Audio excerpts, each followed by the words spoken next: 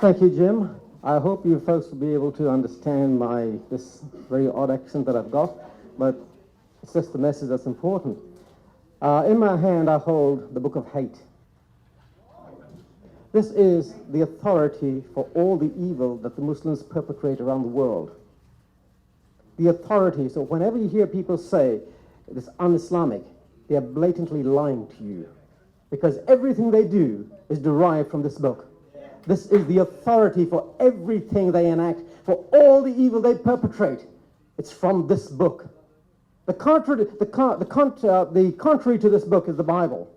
You see, Islam is built on the shoulders of Muhammad, who was a pedophile, a rapist, and a terrorist. Christianity and our Judean Christian laws are built on the Bible. The Word of God says, in Psalm 119, verse 63 says, I am a companion of those who fear thee, and a friend of those who love thee. See, we are friends with people who fear the Lord and who love him. But one of the most powerful statements ever made came from Golda Meir, the first woman leader of a nation of the world. And this is what she said: peace will come to the Middle East when the Arabs learn to love life more than they love death.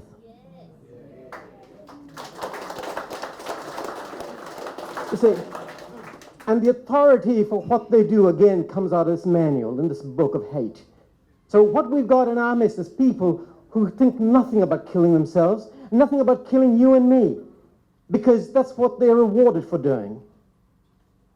Another great quote that comes from the late great founder of Singapore was Lee Kuan Yew, one of the greatest leaders in the world, and he single-handedly built Singapore. And this is what he said: all religions and ethnicities can settle and assimilate in Singapore, except for the Islamic faith.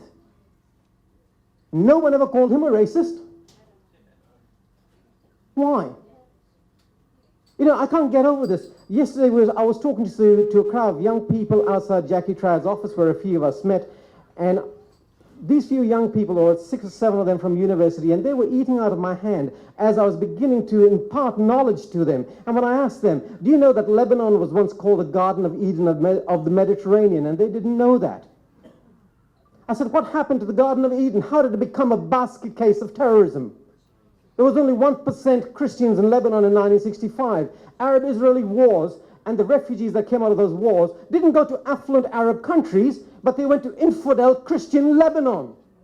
You know, I can't wrap my head around why people would want to come to a country where they hate our anthem, they hate our flag, they hate bacon, they hate us having dogs as pets, they hate the way our women dress on the beach, but yet they want to screw them and rape them, in the name of Allah, of course.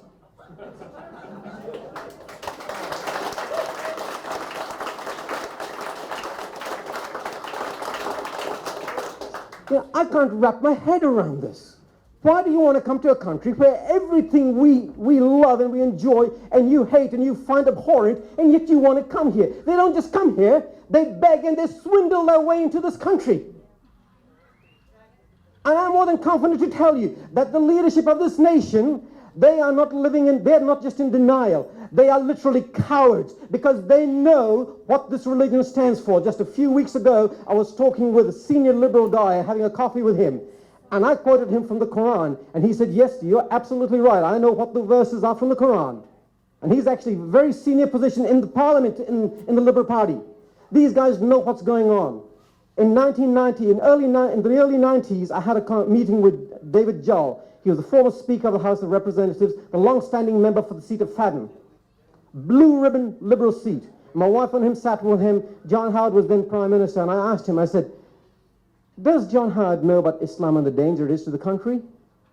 He said, oh yes, he knows about it. He said, we could literally circle Lakemba as a different country. Folks, these people know what it is. They know what is happening, but they haven't got the courage, they haven't got the guts, and I don't know why some of these men wear pants.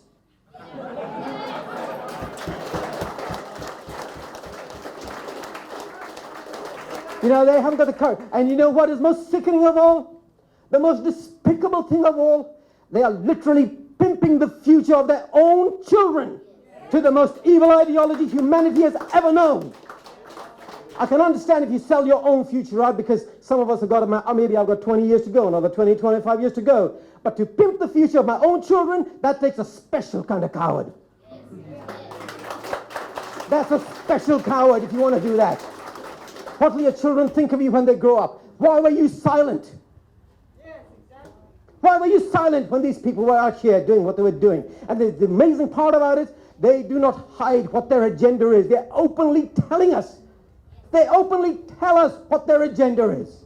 And yet, these politicians pimp us to them. A few years ago at the state election, when I was walking in to vote, a young smart fellow, he was definitely a university student, smartly dressed. And as I was walking in, he was handing me a card with a green how to vote card. I said, mate, you are to this economy what Al-Qaeda is to our defense forces. You commit jihad on our country.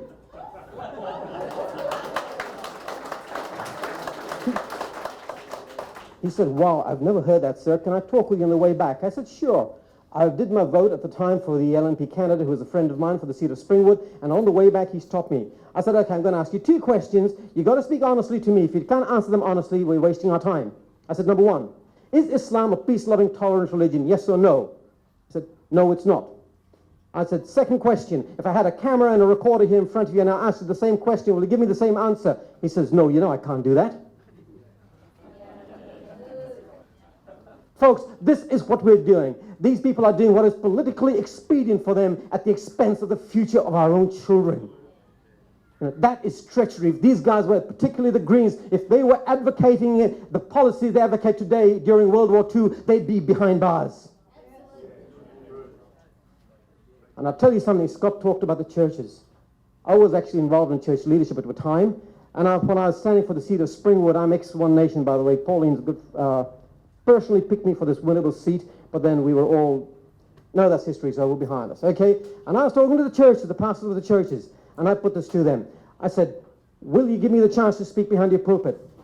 And one guy said, I'd like you to actually give your testimony because you've got a powerful testimony, but leave the politics aside. I said, I'm more than happy to do that. But when the time came, he couldn't find the courage to give me the microphone. But I'll tell you what, I caught him afterwards, because I don't care, I don't need his money either. And I said, I'll tell you something. What are the Muslims telling their people in the mosques? Vote Labour, vote Greens. I said, what are you saying? They're the most toxic. You put the 3 together, Islam, Labour and the Greens, the most toxic chemical you could get in the nation, where it'll destroy us. The combination is so powerful. We know it. These people in power know it, and yet they haven't got the courage to stand up for our children. I'll tell you, the reason I came across to Fraser was for only one reason. I looked at his voting record, I looked at the things he said, I looked at his voting record, it ticked every box. So the only credibility he's got is his voting record. It's not what he says. You know, words come easy, words come cheap. Okay, and we know another so-called patriot leader who give you all the right words, but when it comes to actually voting, show me the money. It was fake currency. But when I listened to what this guy said, and I saw his voting, it ticked every box, which means he's got credibility. When he talks, he's speaking from a position of authority because he's earned it, he's got the credibility to say it and follow through with it. Just like Trump.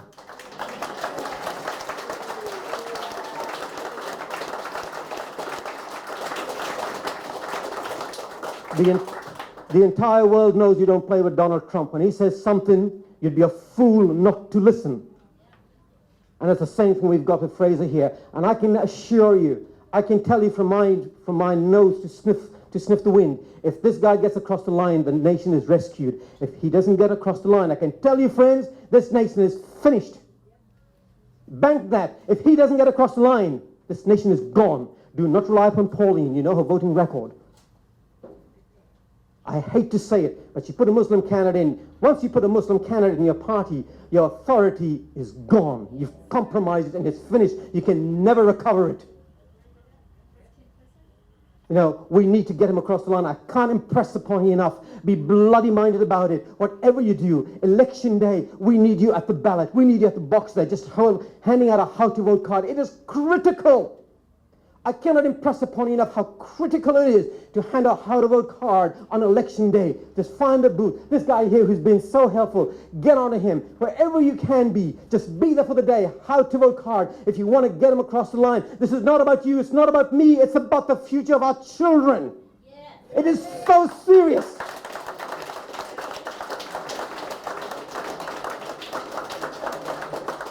I want you to get that across your heads, folks. This is about the future of your children and nothing else. If you're content to pimp the future of your children, you're standing in the wrong place. You're a gutless coward to be here. We need our children. We need to protect them. And we need to get this guy in because he's the only guy who's authentic. Exactly. Don't forget the date, 18th of May.